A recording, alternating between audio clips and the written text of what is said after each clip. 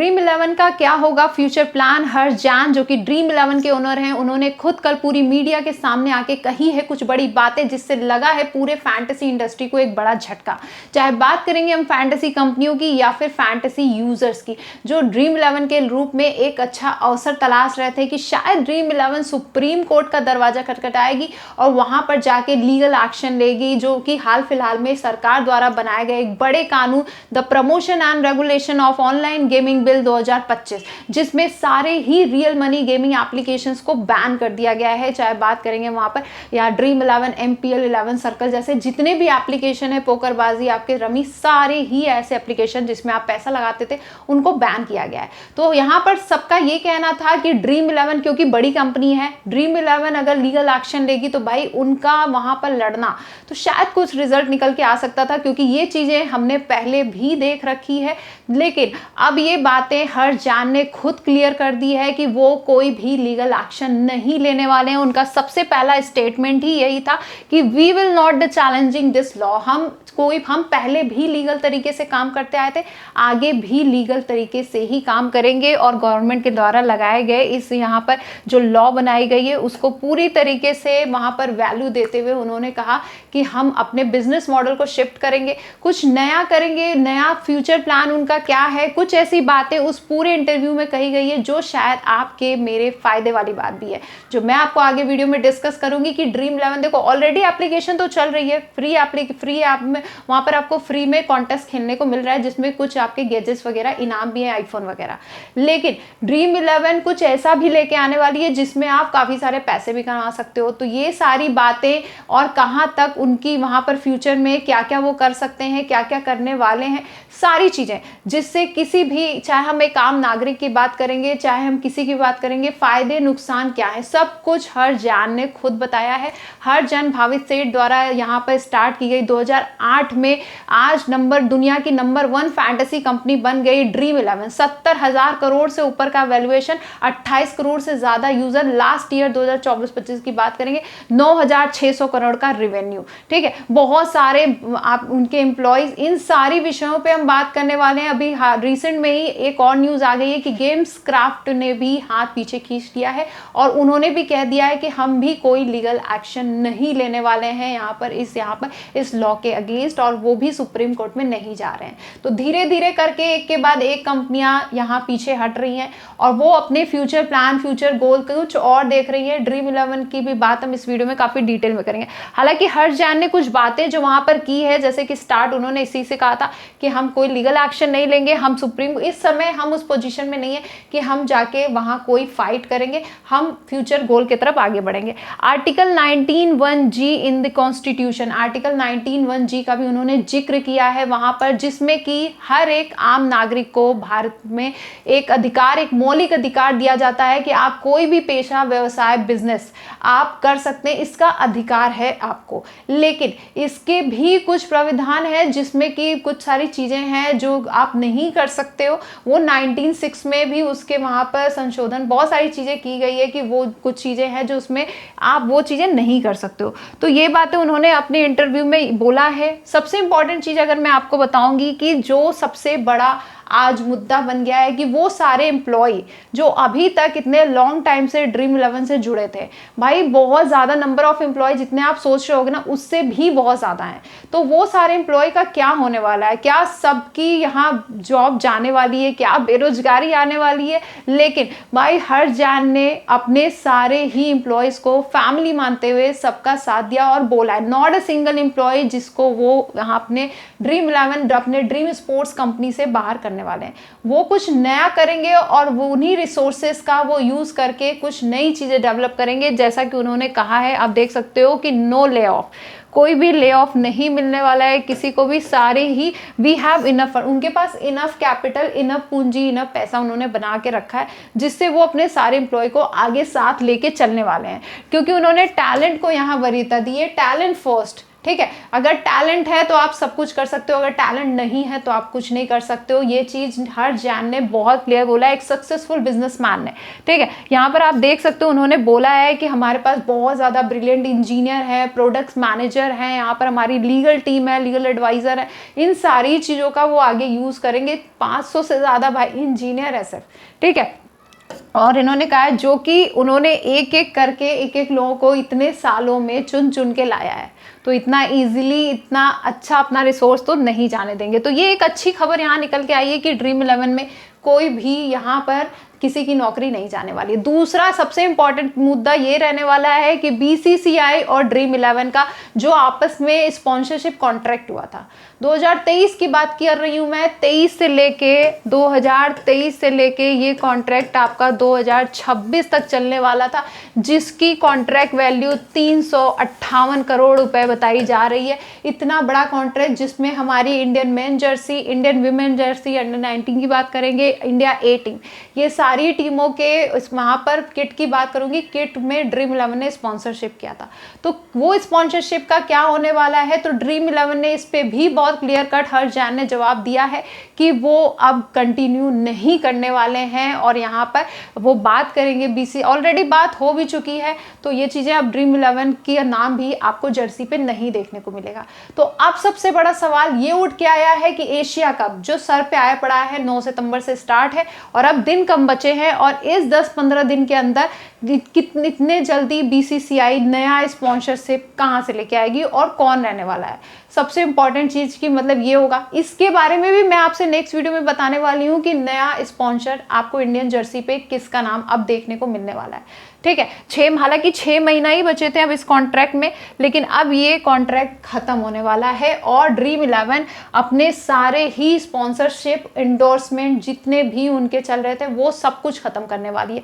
Super smash की बात करेंगे, न्यूजीलैंड T20 लीग, इसके अलावा बात करेंगे हम ISL, आपके काफ़ी सारे मैचेस हैं यहाँ पर आप देख सकते हो, बहुत सारे CPL वगैरह हैं, फुटबॉल, आपके कबड्डी, काफ़ी सारे मैचेस वहाँ पर टाइटल स्पॉन्सर्ड होता था। आप देखते थे मैचेस में आपको जगह जगह आपके बाउंड्रीज पे ड्रीम 11 का नाम हर जगह देखने को मिलता था। तो वो सारे इंडोर्समेंट या स्पॉन्सरशिप जितनी भी थी ड्रीम की, वो सब कुछ अब वहाँ अब आपको देखने को नहीं मिलेगी।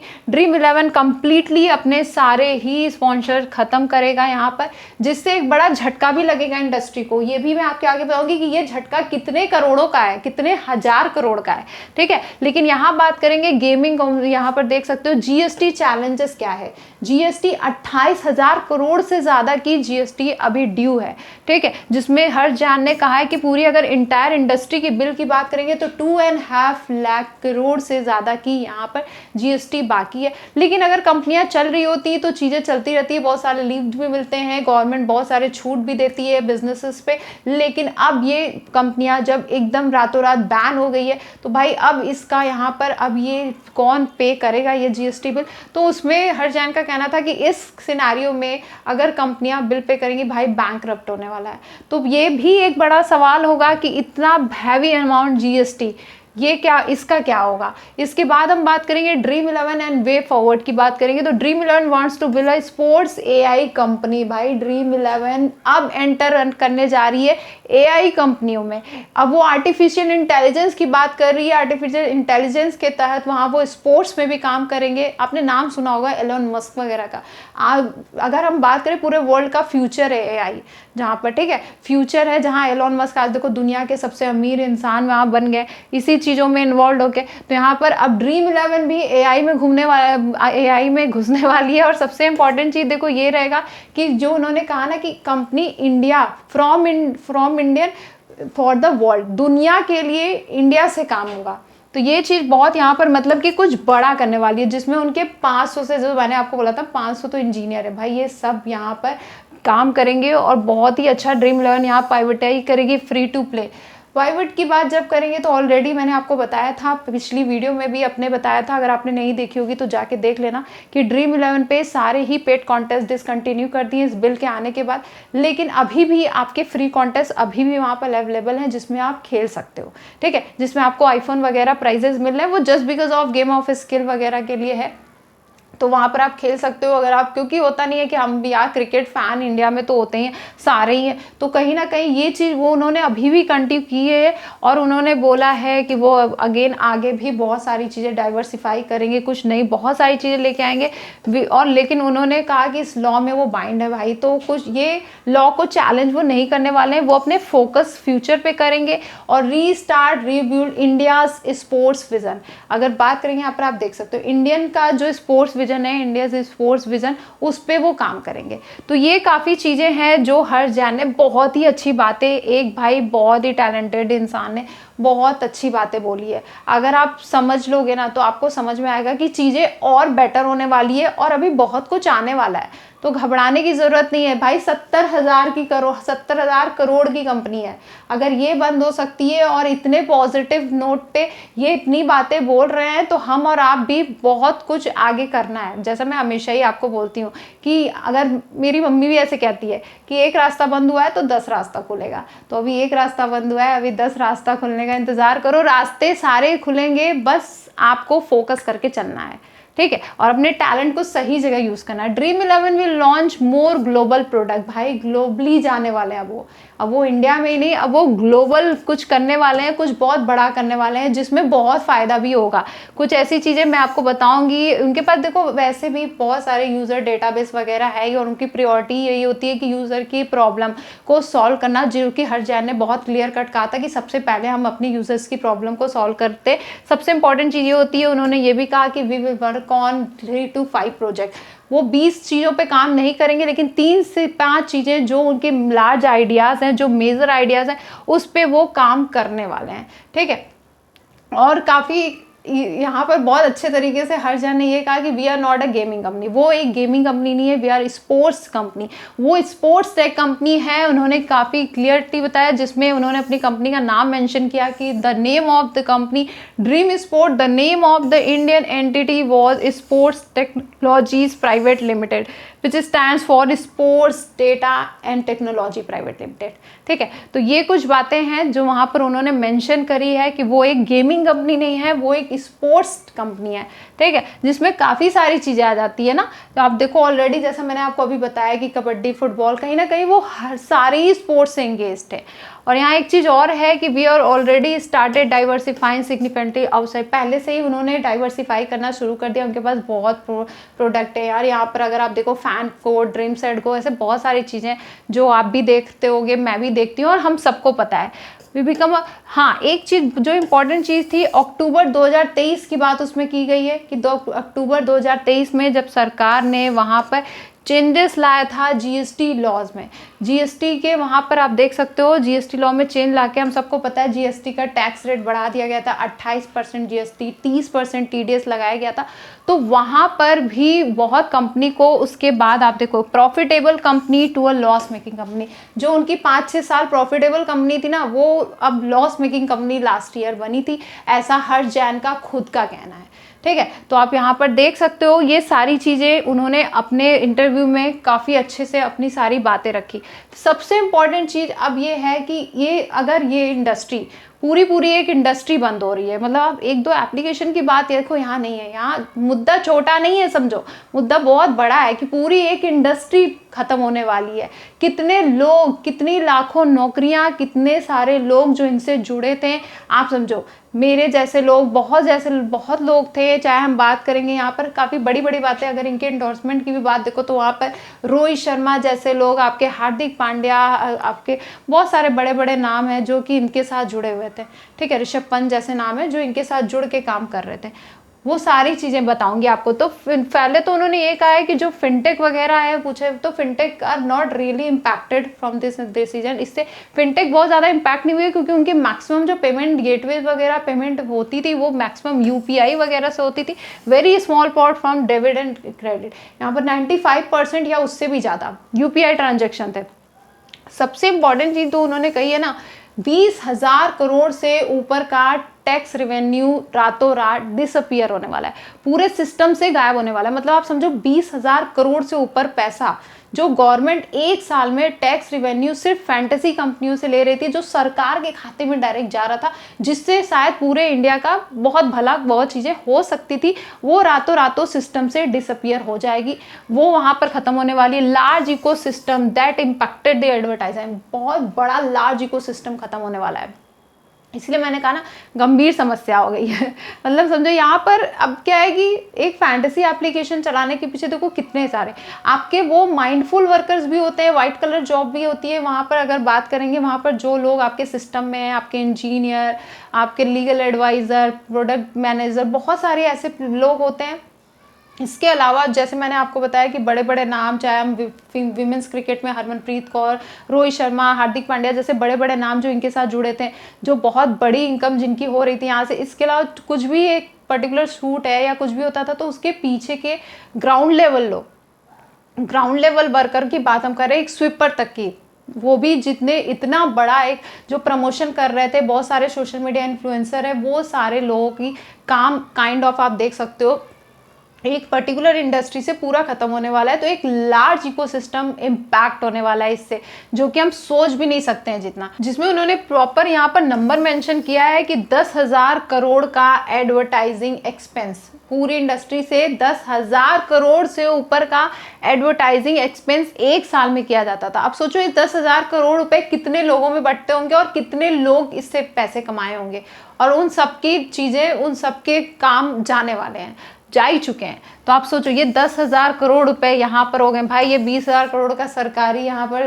गवर्नमेंट का टैक्स रेवेन्यू हो गया, 10,000 करोड़ रुपए जो आपके बड़े बड़े स्टार हैं, आपके बड़े बड़े यहाँ पर बात करेंगे, आप देख सकते हो सोशल मीडिया इन्फ्लुएंसर्स हैं और काफ़ी सारे लोग जो उससे जुड़े हैं, सारे ही जगहों में, इवन आप मेटा ऐड वगैरह एड्स लगाना, सारी चीज़ों में एक बड़ा अमाउंट ये भी जाने वाला है। कपल ऑफ लाख जॉब्स, यहाँ पर बहुत सारी नौकरियां जाने वाली हैं। जैसा कि मैंने आपको अपने पिछली वीडियो में बताया था कि 2 लाख से ऊपर नौकरियां, 2 लाख से ऊपर नौकरियां जाने वाली है। भाई यहाँ बात करते हैं इंडिया में बेरोजगारी की, यहाँ पर पॉपुलेशंस की, और जो चीज़ें चल रही थी और सही चल रही थी, क्योंकि इसके अलावा भी बहुत सारी चीज़ें हैं और इसका इम्पैक्ट भी बहुत बुरा भी हो सकता है, जिस चीज़ को लेकर लोग अभी इतने अवेयर नहीं हैं। ठीक है, इसका इम्पैक्ट बहुत बुरा भी हो सकता है, लोग बहुत गलत प्लेटफॉर्म पे शिफ्ट भी हो सकते हैं। तो यहाँ पर लेकिन जो सही तरीके से काम कर रहे थे, हालांकि गवर्नमेंट का उसमें भी कहना है कि बहुत सारे लोगों का, उनका तो यही पक्ष है ना कि मानसिक स्थिति, राष्ट्रीय सुरक्षा, काफ़ी सारे टेरर फाइनेंसिंग, काफ़ी सारी चीज़ें इसमें इन्वॉल्व थी। तो कहीं ना कहीं इन चीज़ों के लिए गवर्नमेंट ने नियम लाया। लेकिन यहाँ पर ड्रीम 11 हर जैन का ये कहना है कि बहुत सारी नौकरियां जाने वाली हैं। एक उसमें पॉजिटिव चीज़ निकल के ये है कि हर जैन ने वहाँ बहुत ही सलीक तरीके से यहाँ पर ये अपनी बात रखी कि हम कुछ नया लेके आएंगे वहाँ पर उसके प्लेस पे। देखो, creating new products and services that can replace, जो कि इसको रिप्लेस करेगी और गवर्नमेंट के विजन को पूरा करते हुए हम लोगों के लिए एक नई अपॉर्चुनिटी लेके आएंगे। तो शायद यहाँ कुछ बड़ा, यहाँ पर एक मैसेज है जो यहाँ पर हर जान ने इनडायरेक्टली तरीके से पहुँचाया है कि कुछ वो बहुत बड़ा लेके आने वाले हैं, जिससे हम सबको बहुत बड़ा फायदा होगा। जो हम इतने सोच रहे हैं जिस तरीके से, शायद चीज़ें बहुत अच्छी आगे होने वाली हैं। तो बी पॉजिटिव, अच्छा सोचेंगे अच्छा होगा। आप देख सकते हो मोज, और उनका सबसे ये जरूर उन्होंने कहा कि 400 से ज़्यादा कंपनियां पे ताले लगने वाले हैं, शट डाउन होने वाली हैं 400 से ज़्यादा कंपनियां, और उनके स्टाफ को वहाँ पर नया नौकरी, देखो काम तो सभी कर लेंगे, कहीं ना कहीं नौकरी ढूंढेंगे, लेकिन वो एक टाइम होता है ना कि हमने किसी चीज़ में दिया होता है, इतने टाइम तक हम किसी चीज़ के साथ जुड़े थे, हम उसके लिए काम कर रहे थे, हम अपना फ्यूचर देख रहे थे वहाँ, हम अपना ग्रोथ देख रहे थे वहाँ, और हमने फिर जीरो से स्टार्ट करना है। तो ये एक चीज़ हुई है, काफ़ी सारी चीज़ें इन्होंने रखी है। इसके अलावा भी जैसे मैंने भी काफ़ी सारी बातें आपको भी बताई थी कि एक हैवी नंबर ऑफ, अगर हम फॉरेन डायरेक्ट इन्वेस्टमेंट की बात करेंगे तो वो भी लॉस होगा, पूरे इंडिया को होगा, क्योंकि अब फॉरेन के लोग भाई डरेंगे इन्वेस्टर्स इंडिया में पैसा लाने से। भाई हमने किसी कंपनी में पैसा लगाया, सुप्रीम कोर्ट ने तो लीगल करार किया हुआ है कि लीगल है, चल रहा है, पता चले सरकार ने कोई नियम बना के रातों रात बैन कर दिया, तो अब इससे फॉरेन डायरेक्ट इन्वेस्टमेंट पे असर पड़ेगा। इतनी सारी नौकरियां, ये सब कुछ देखो यार, ये ना सुनने में चीज़ें छोटी लगती है, बट ये बहुत बड़ा इम्पैक्ट इसका पड़ेगा पूरे मार्केट पे। ये मेरी सोच है, मैंने आपको बहुत सारी चीज़ें बताई, कुछ अपने पक्ष भी बताएं। हालांकि मुझे हरजान की बातों से मैं ऑलमोस्ट सहमत हूँ। 89-50% बातें मुझे बहुत ज़्यादा उनकी लगी कि भाई सही बोली जा रही है चीज़ें, और शायद कुछ नया होगा, शायद कुछ बड़ा होगा और ज़्यादा होगा। अब तो उन्होंने साफ ही क्लियर किया ना कि हम 5-6 चीज़ों में काम करेंगे, ग्लोबली काम करेंगे, तो कुछ ऐसी चीज़ें हैं। तो उसी तरीके से देखो, मेरा यही कहना है कि मतलब स्टिल मुझे अभी भी फिर भी लगता है कि इसके अलावा भी बहुत सारी चीज़ें थी जिन पे सरकार रोक लगा सकती थी, जो चीज़ें शायद फैंटेसी स्पोर्ट्स से भी ज़्यादा खतरनाक साबित हमारे फ्यूचर में, हमारे पूरे भारत में या फिर हमारे नागरिकों पे, हम छोटे बच्चों पे असर कर सकती हो, उनको मेंटली, फाइनेंशियली। तो उन चीज़ों के बारे में भी गवर्नमेंट को सोचना चाहिए, ये मुझे ऐसा लगता है। बाकी देखो, ड्रीम 11 ने एक बड़ा डिसीजन ले लिया है, आपको मैंने बताया, और भी सारी कंपनियां धीरे धीरे ऐसा ले रही है कि अब वो लीगली एक्शन नहीं लेने वाली हैं। एक बड़ा डिसीजन आते हुए ही कुछ सारे फैंटेसी यूजर्स के भी सपने देखो टूट चुके हैं। ये काइंड ऑफ सच्चाई तो है, ठीक है। अब मैंने अपनी चीज़ बताई, अब आप मुझे बताइएगा कमेंट में कि आपको मेरी वीडियो कैसी लगी, आपको मेरी बातों से आप कितने सहमत हो, कमेंट में ज़रूर बताइएगा। अगर वीडियो पसंद आई होगी तो कमेंट में ज़रूर लाइक करिएगा, कमेंट करिएगा, और कमेंट में अपनी राय भी दीजिएगा, क्योंकि मैंने कोशिश की है अपनी सोच आप तक पहुँचाने की। इतने टाइम से जो आपने प्यार दिया है, इतना ज़्यादा जो आप साथ दिए हो, यहाँ तक लेके आए हो भाई, चैनल 6 लाख से ऊपर का कर दिया, लाखों व्यूज़ आ रहे हैं, तो ये सब कुछ आपकी वजह से हो रहा है, क्योंकि आपने इतना प्यार दिया। ऐसे ही प्यार आगे बनाए रखिएगा, एक नया कंटेंट लेके आएंगे। क्रिकेट में तो देखो काम करते ही रहेंगे, क्योंकि क्रिकेट हमसे दूर नहीं जा सकता। क्रिकेट में तो जब तक मतलब हम हैं भाई, क्रिकेट में हम अपना काम करते रहेंगे। आप तक कुछ ना कुछ कंटेंट, इन्फॉर्मेटिव वीडियो, इन्फॉर्मेशन, कुछ जो भी लेटेस्ट अपडेट होगी वो पहुंचाते ही रहेंगे। बाकी इसके अलावा भी कुछ नया कंटेंट भी, भाई ड्रीम 11 अब डाइवर्सिफाई हो रहा है, तो हमको भी तो डाइवर्सिफाई होना है, तो हमें भी कुछ नया करना है। वो अपने फ्यूचर गोल की तरफ देख रहा है, तो हमें और आपको भी सोचना है कि हमारा फ्यूचर गोल क्या है, हमें क्या अचीव करना है, हमारा प्लान कैसे होगा, हमें उसके लिए एक रास्ता तैयार करना है, ठीक है। तो ये सारी चीज़ें हमें अपने रास्ते खुद बनाने पड़ेंगे। इस चीज़ को आप जितना जल्दी समझ जाएंगे, ये हम सबके फ़ायदे वाली बात हो जाएगी। बाकी ऐसे ही हंसते रहिए, मुस्कुराते रहिए, हमारा काम है। जैसे मैंने कहा भी, मैं कुछ नया कंटेंट भी लेके आऊँगी आपको एंटरटेन करने के लिए, क्योंकि मेरी वजह से अगर एक इंसान भी हंसता है ना भाई, मुझे बहुत खुशी होती है। और अगर आप सब लोग अगर आप सब खुश होगे भाई, स्माइल तो कर ही दो, वीडियो को लाइक कर दो, बार बार बोल रही हूँ तो। और यहाँ पर यही है कि आगे इस तरह का कंटेंट कुछ ना कुछ ले आऊँगी। आप अपने सजेशन भी दे सकते हो कि आपको किस तरीके के कंटेंट चाहिए, आप सजेशन वीडियो कमेंट में ज़रूर बताइएगा। बाकी वीडियो को शेयर जरूर करिएगा। आज के लिए बस इतना ही, नेक्स्ट वीडियो में जल्दी मिलेंगे। आप सबको दिल से थैंक यू सो मच।